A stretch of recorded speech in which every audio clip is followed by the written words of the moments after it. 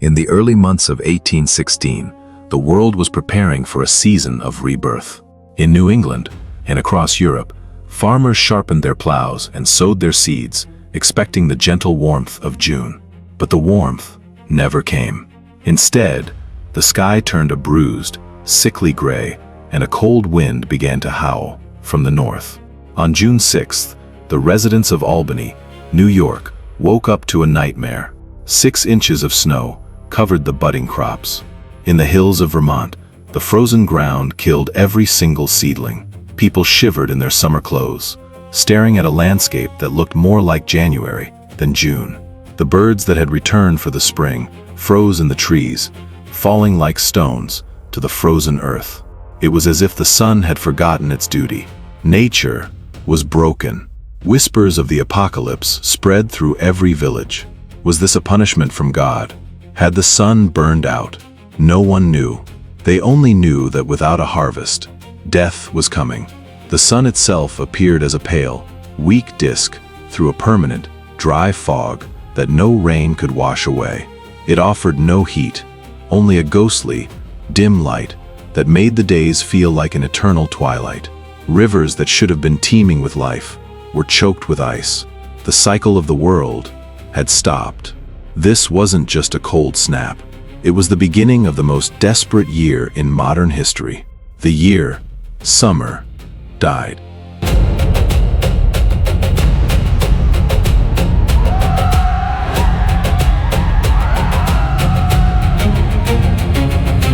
Across the Atlantic, Europe was already reeling from the aftermath of the Napoleonic Wars. The continent was exhausted, poor, and desperate. Then, the weather turned. In Ireland and Great Britain, it didn't just get cold. It became a deluge. Rain fell for 8 weeks straight. The potato crops rotted in the mud before they could even grow. Families who had survived the horrors of war now faced a much slower, quieter enemy: starvation.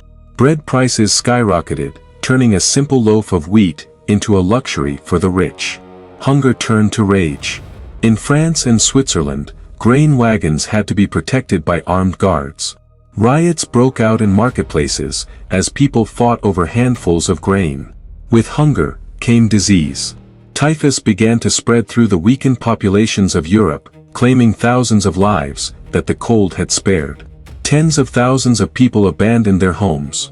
In the United States, this triggered the first Great Migration to the West, as families fled the frozen East in search of land that might actually grow food.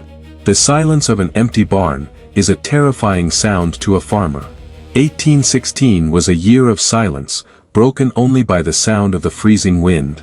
But in this darkness, something else was brewing. A creative spark, born from the gloom.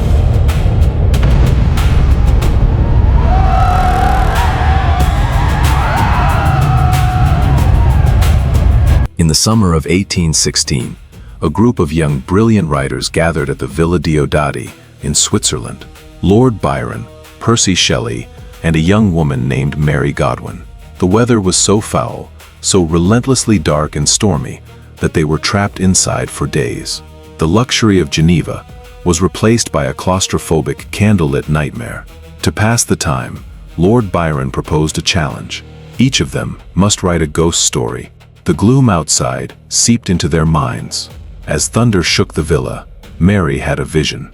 She imagined a man, a scientist, bringing life to a creature made of corpses. Thus, Frankenstein was born, a direct child of the dark, frozen summer of 1816. The horror in the pages reflected the horror outside the windows. Byron himself penned Darkness, a poem describing a world where the sun has gone out and humanity dies in the cold. These words became the voice of a generation that truly believed they were witnessing the end of the world. While they wrote of monsters and darkness, the real monster was thousands of miles away, hidden in the Pacific. A giant was sleeping, and its awakening had changed everything. The world was suffering because of a mountain they had never heard of. The ash was falling like snow.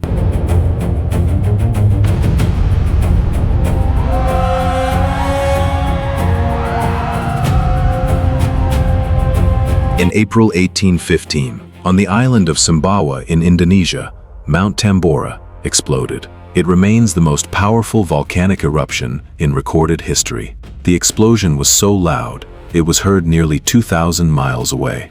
It sent over 100 cubic kilometers of debris into the atmosphere. A massive cloud of sulfate aerosols rose into the stratosphere, forming a global veil that began to drift across the planet. This veil acted like a mirror, reflecting sunlight away from the Earth. It was a volcanic winter, and the planet began to cool rapidly. The dry fog people saw in Europe was actually volcanic ash and sulfur suspended in the air. The planet's temperature dropped by nearly 3 degrees Celsius. It doesn't sound like much, but for 19th century agriculture, it was a death sentence. Livestock died because there was no hay. People died because there was no grain. The global food chain collapsed. The disrupted climate caused abnormal weather patterns everywhere. In India, it delayed the monsoons, leading to a massive outbreak of cholera. In China, the cold destroyed the rice crops in the south, leading to widespread famine and social unrest. The entire northern hemisphere was under a shroud. This was the first truly global environmental disaster recorded by man. At the time, no one connected the eruption in Indonesia with the snow in New England. They were living in a world of disconnected tragedies.